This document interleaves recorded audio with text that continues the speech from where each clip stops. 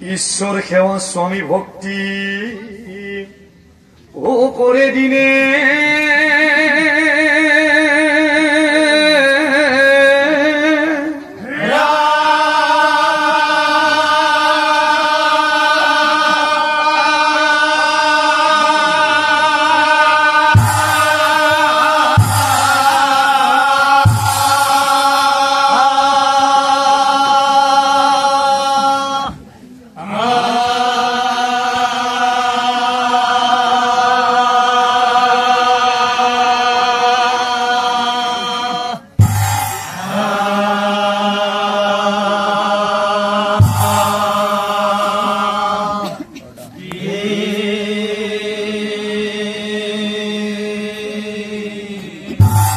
ব্যতিক্ৰম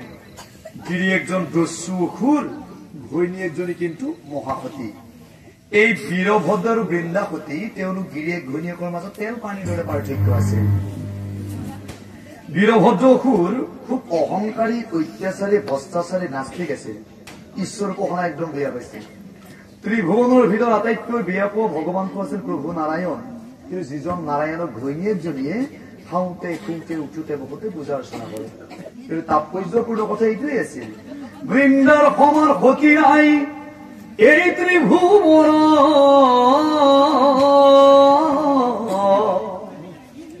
আৰু এই কথা জানিলন্ত ও প্ৰভু নাৰায়ণ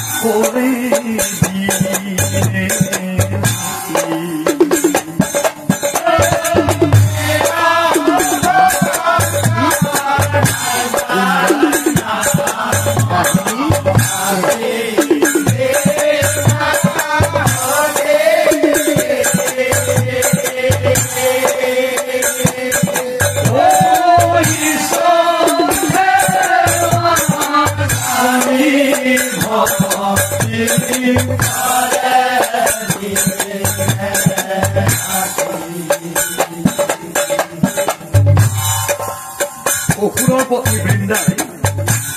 ৰাতিপুৱা সোনকালে শুই উঠে আৰু তেওঁৰ প্ৰথম কামটো হৈছে তেওঁ স্নান কৰিব যায় তাৰ পাছত আহি তেওঁ প্ৰভু নাৰায়ণক পূজা কৰে তাৰ পাছত আমাৰ ৰাতিপুৱা যিখিনি যাৱতীয় কামখিনি কৰে তাৰ পাছত তেওঁ স্বামী সেৱা স্বামী ভক্তি কৰে বৃন্দাই আজৰি সময়ত অযথা কথা চিন্তা কৰি নাথাকে তাৰ ঘৰে তাৰ ঘৰে গৈ নাথাকে তাই মনে মনে ভাবে হে প্ৰভু নাৰায়ণ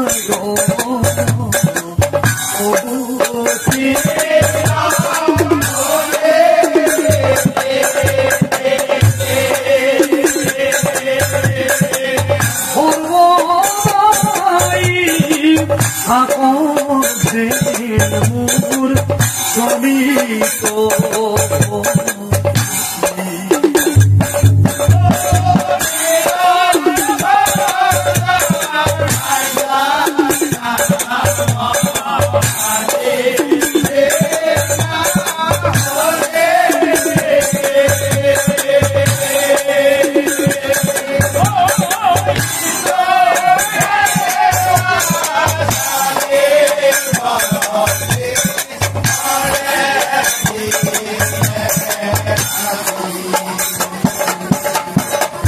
বৃন্দাৰ সমান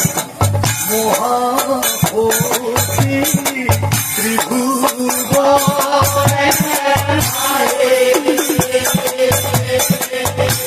এই কথা জানি অনন্ত প্ৰভু যদুৰাই।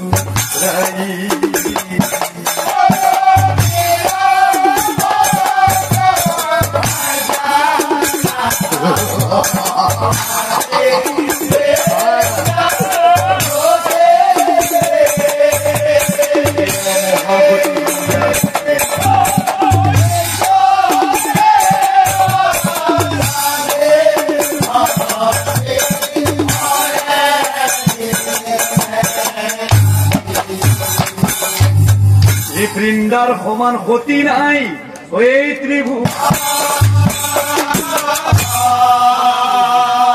আৰু এই কথা জানিলাম তো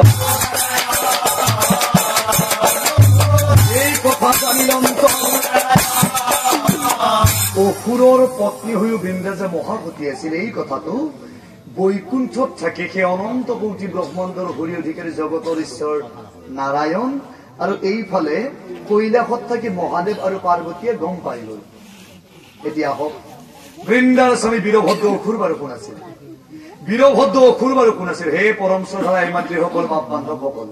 শ্ৰীমদ ভাগৱতত থকা মতে দক্ষৰ যজ্ঞত যেতিয়া সতীয়ে যেতিয়া কৰিছিল এই বাতৰিটো প্ৰথমতে নাৰদ মুনি আহি মহাদেৱক কৈছিল আৰু নাৰদৰ মুখৰ পৰা মহাদেৱে সতীৰ মৃত্যুৰ বাতৰি পাই খঙত ৰব নোৱাৰি মহাদেৱে কাল ৰূপ ধৰি ত্ৰিকাল দৰ্শী মহাদেৱে কাল ৰূপ ধৰি নিজৰ জটাটো হিমালয় পৰ্বতত আছাৰি দিছিল আৰু লগে লগে সেই বীৰভদ্ৰ অসুৰৰ জন্ম হৈছিল। আৰু বীৰভদ্ৰ অসুৰে গৈ দক্ষৰ যজ্ঞ লণ্ড ভণ্ড কৰি পানী কৰি থৈ আহিছিল। এতিয়া চাও সেই বীৰভদ্ৰ অসুৰ ইমান চতুৰ আছিল, কি কৌশল কৰি তেওঁ দেৱাদিদেৱ মহাদেৱক অমৰত্ব বৰ লাভ কৰিছিল আৰু ইমান কৌশল কৰি তেওঁ মহাদেৱক আৱেগিক কৰি এই উপায়ে তেওঁ অমৰত্ব বৰ লাভ কৰিছিল। একদিনা বীৰভদ্ৰ অৰণ্যৰ মাজত প্ৰৱেশ কৰি একমনে মহাদেৱক